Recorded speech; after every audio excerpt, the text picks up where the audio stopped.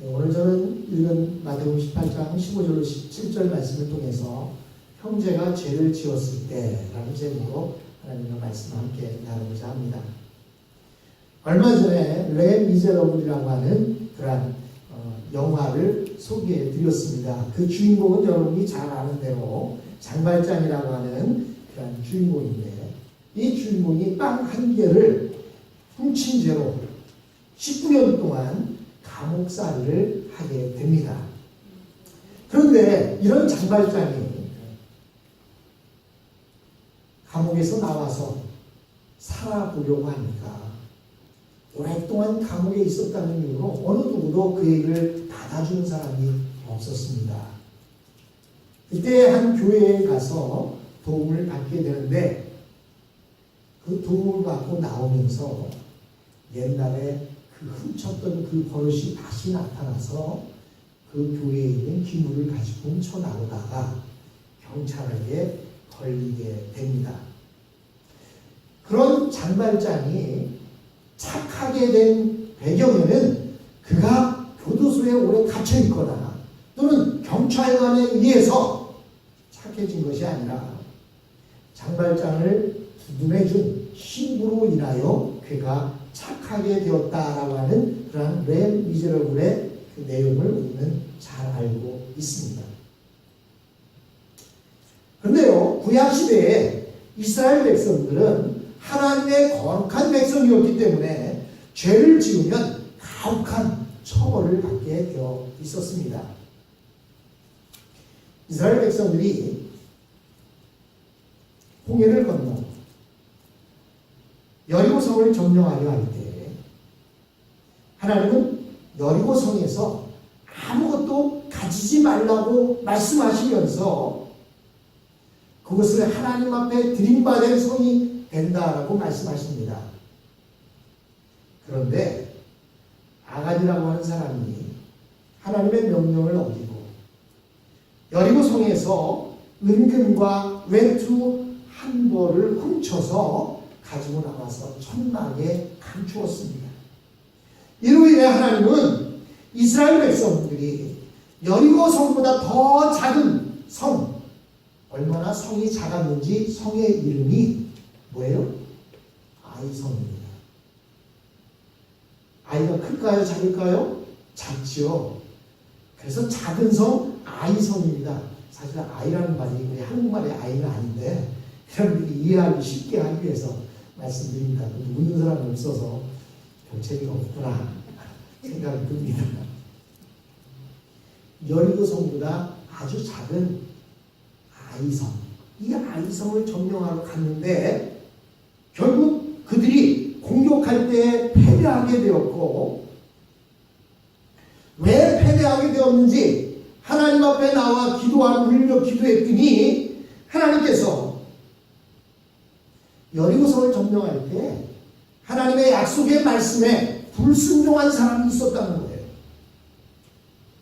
그래서 결국 아간이 발견되게 되었고 그 아간의 죄를 물어서 돌로 쳐 죽이게 하셨습니다. 레위기에 보면 하나님께서는 한센병 같은 피부병이 있는 사람들은 병이 나을 때까지 진 밖에 살게 하셨고, 심지어 음행한 자나 무당은 돌로 쳐 죽이도록 하셨습니다. 왜냐하면 이스라엘 진 안에는 하나님이 계시는데 하나님은 그 부정한 것을 보시지 못하기 때문이었습니다.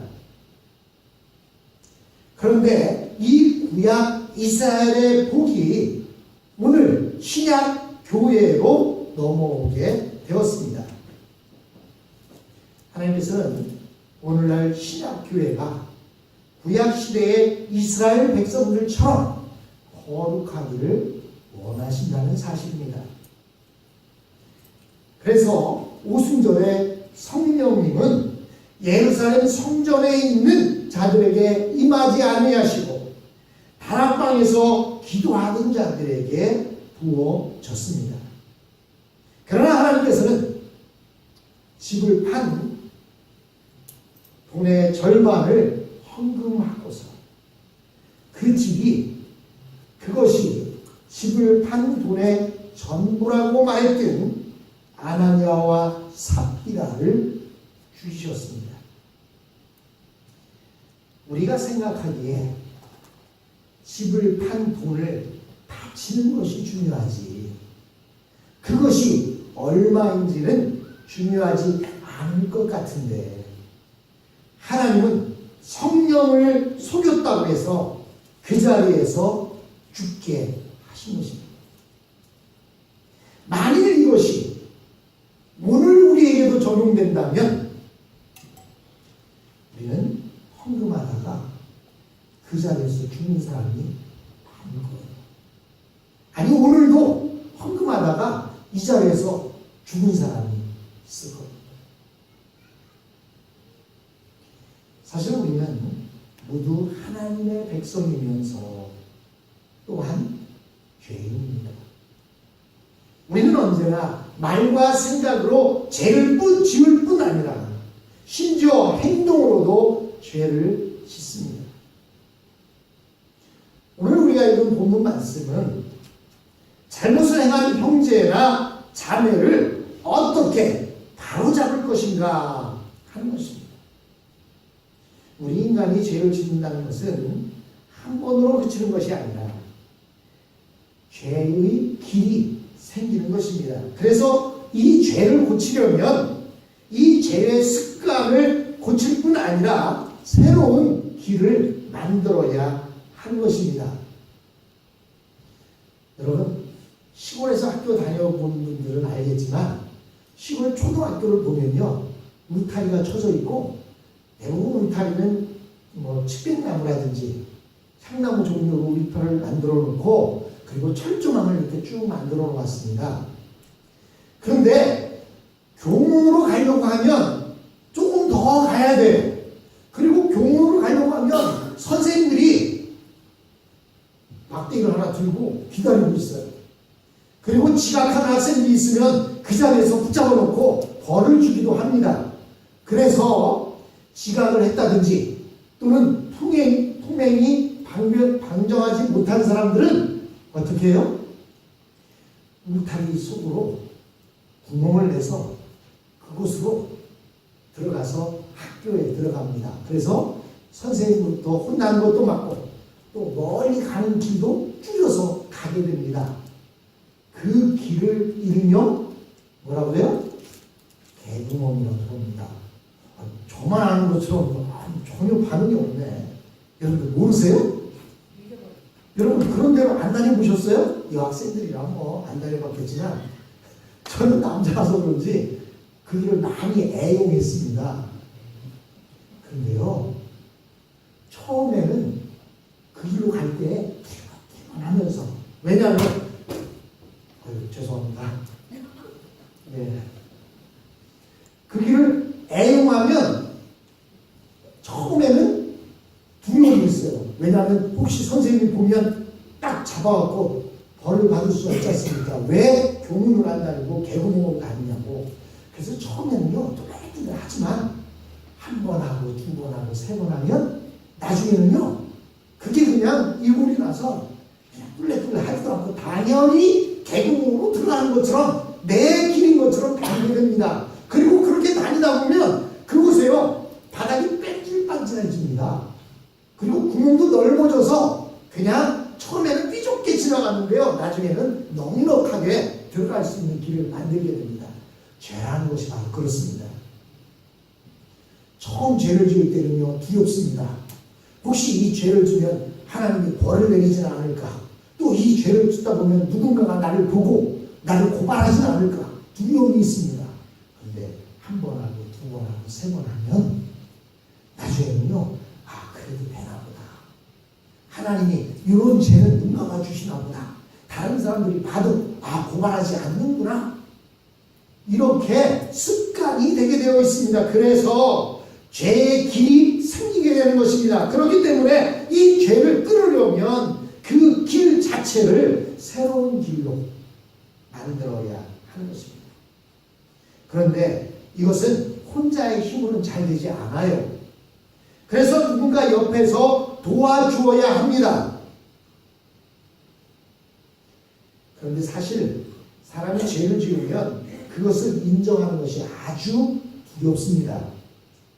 왜냐하면 내가 죄를 지은 것을 인정하면 그동안 내가 쌓아왔던 신뢰나 지위를 다 잃어버리게 되기 때문입니다.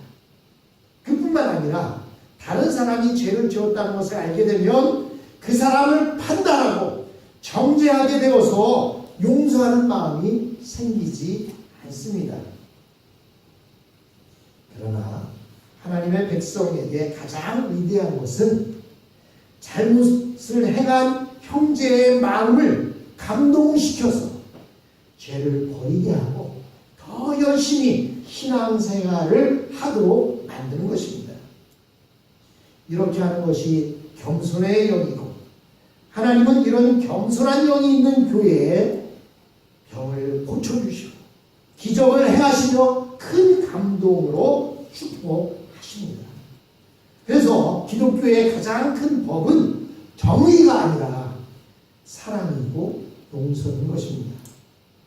아까 대포 기도할 때에도 그 가운데 그런 기도가 있었지 않습니까?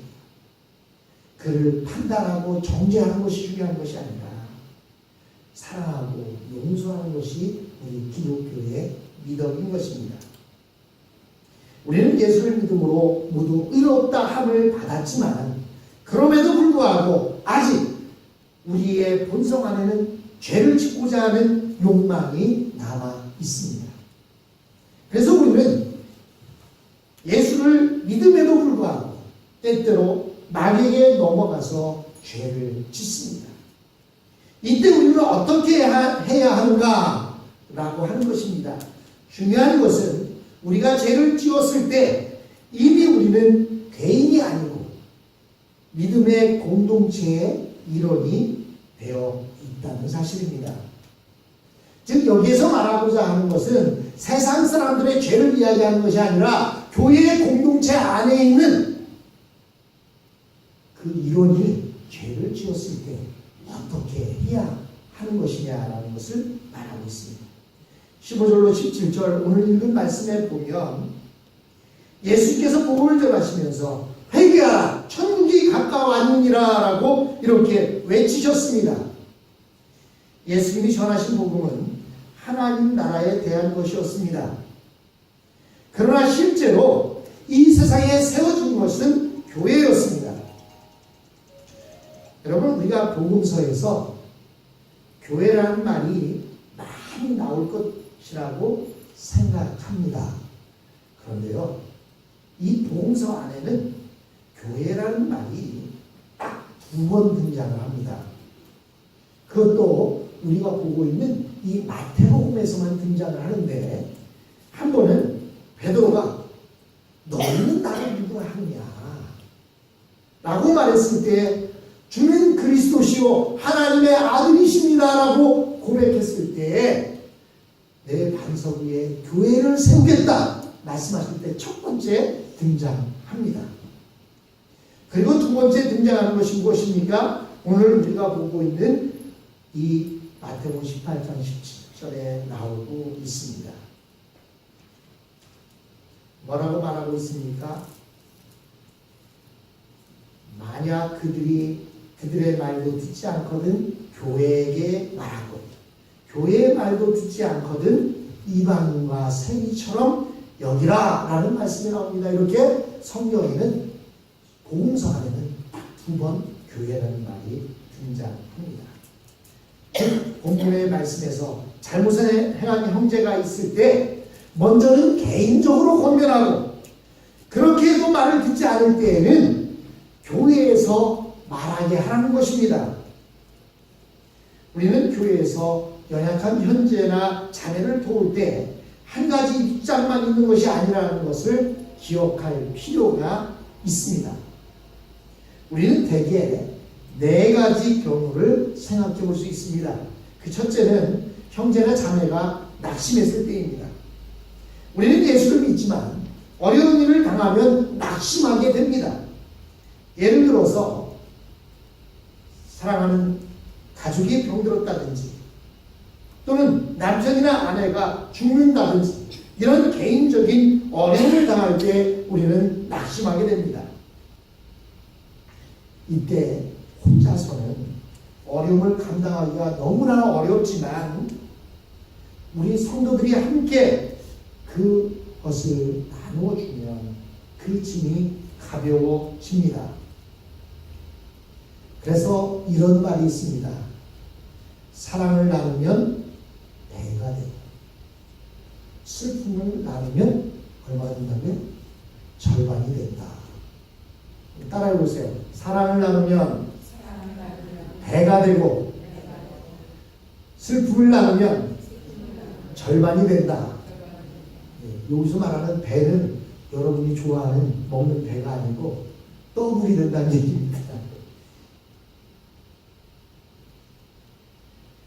혼자 어려움을 감당하기 어려울 때 우리 성도들이 함께 해주면 그 짐이 가벼워집니다. 그래서 이렇게 형제나 자매가 어려움을 당해서 낙심해 있을 때에는 교회가 찾아가서 예배를 드리고 위로하면 다시 힘을 내게 됩니다. 이렇게 하는 것을 보고 지원 상담이라고 말합니다. 그런데 어떤 분은요, 이렇게 어려움을 당한 사람을 찾아가서 꼭 욥의 새 친구들처럼 얘기하는 거예요. 욥의 친구들이 뭐라고 말했습니까? 네가 그렇게 벌을 받는 것은 네가 어떤 잘못을 저질렀기 때문이다 라고 이렇게 친구들이 말했던 것처럼 가끔 종종 어떤 사람들이 어려움을 당한 사람을 찾아가서 위로하고 격려해주고 그래서 슬픔을 나누어서 가볍게 해줘야 되는데 당신이 하나님의 말씀대로 살지 않았기 때문에 그런 벌을 받게 되고 슬픔을 당하게 되고 심판을 받게 된다라고 이렇게 말을 함으로 인해서 형제 자매를 더 어려움에 빠지게 하는 경우가 있습니다. 물론 고난에 빠진 원인을 들추어 보면 말씀에 순종하지 못한 것 때문일 수도 있지만 그래도 어려움을 당한 사람에게는 이빠른 소리를 한 것보다는 위로하고 격려하는 것이 필요합니다. 그리고 그가 위로와 격려를 통해서 나중에 그 문제가 해결되었을 때에 그의 잘못된 부분이 있다면 그때 말해도 잊지 않습니다.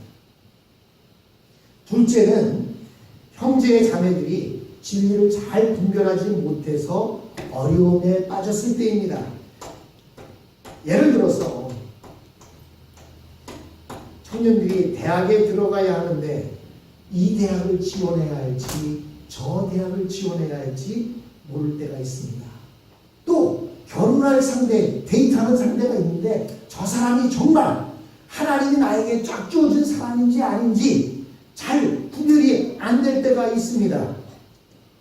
그리고 주의를 지키는 문제, 헌금하는 문제, 교리상의 혼돈을 가지고 고민을 할 때도 있습니다. 이럴 때에는 찾아가서 성경의 원리를 가르쳐 주는 것이 필요합니다. 특히 젊은이들은 이성 문제로 고민하는 경우가 많습니다.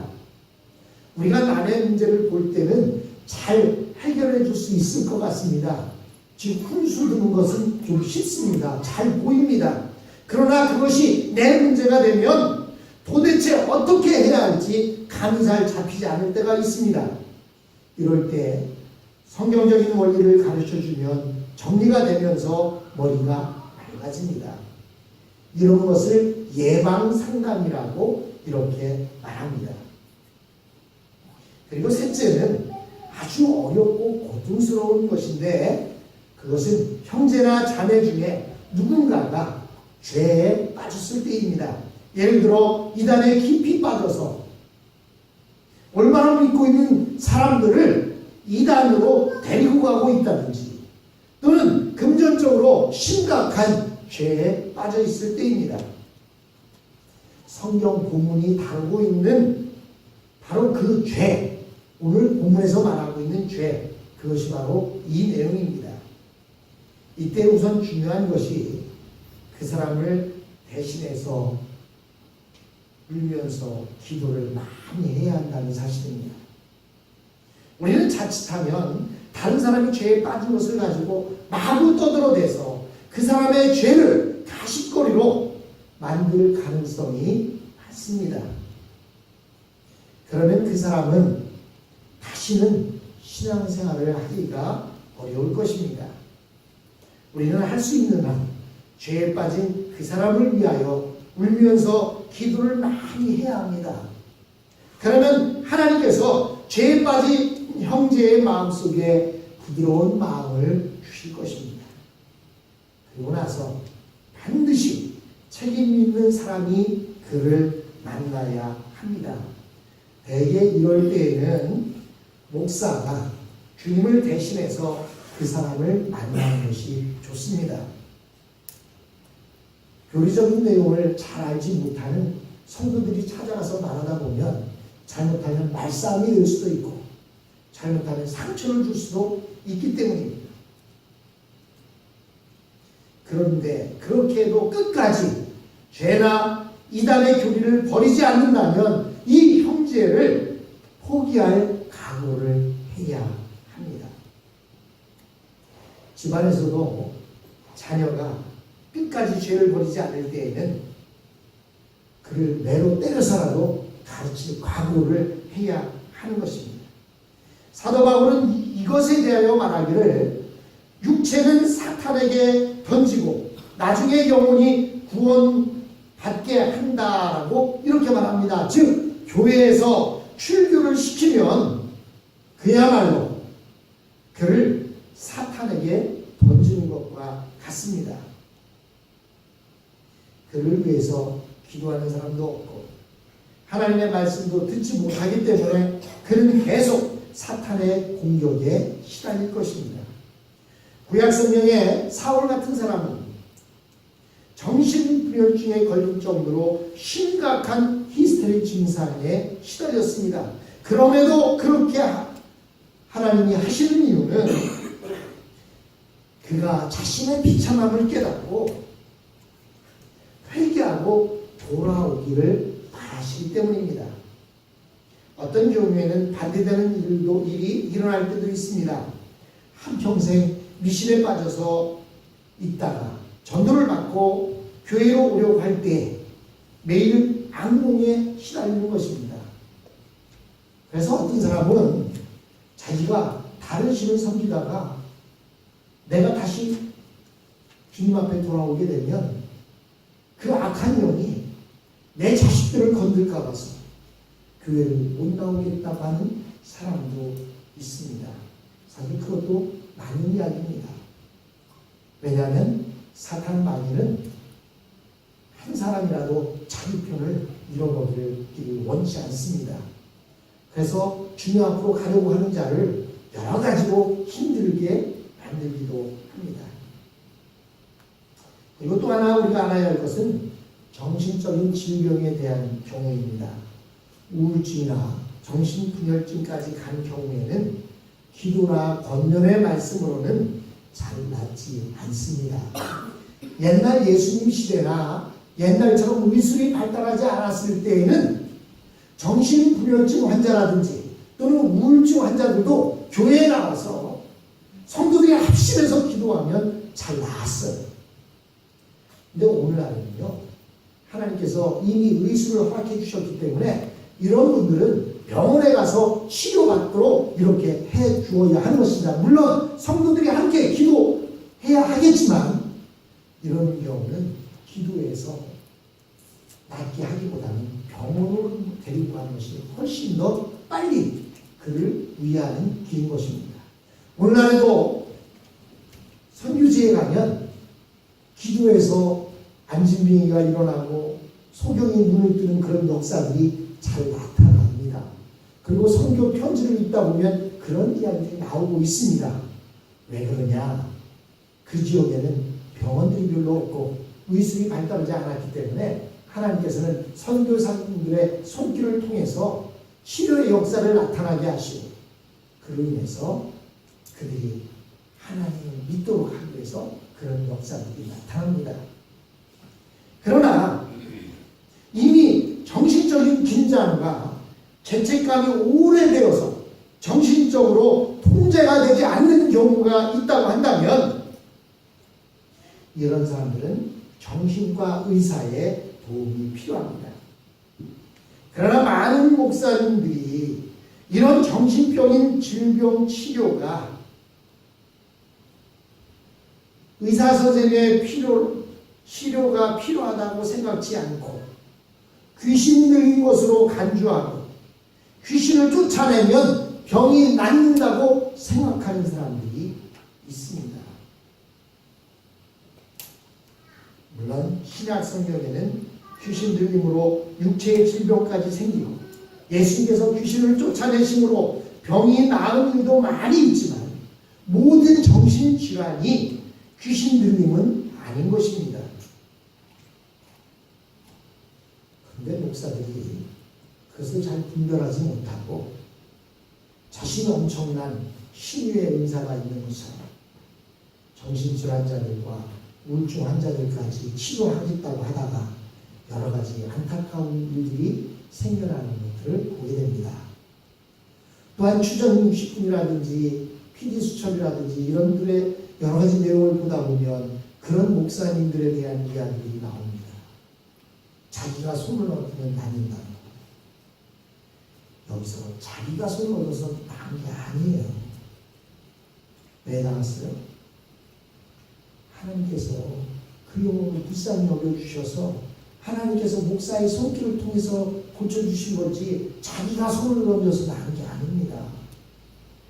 근데 많은 그릇된 목사들이 한국의 기독교를 이상한 방향으로 끌고 있는 모습을 보면 참으로 안타깝습니다. 그런데 정신과 의사들 중에는 이런 정신질환의 원인으로 과거의 충격이나 상처 그리고 환경적인 요인은 인정하지만 또 죄를 인정하려고 하지 않는 많은 분들이 있습니다. 그래서 정신과 치료를 받을 때는 반드시 그 정신과 의사가 기독교적인 바탕을 하고 있는지 그것을 확인해 보아야 하는 것입니다. 그리스도인 정신과 의사의 도움을 받아야 합니다. 죄의 문제도 있음을 아는 의사를 통해서 치료를 받아야 하는 것입니다.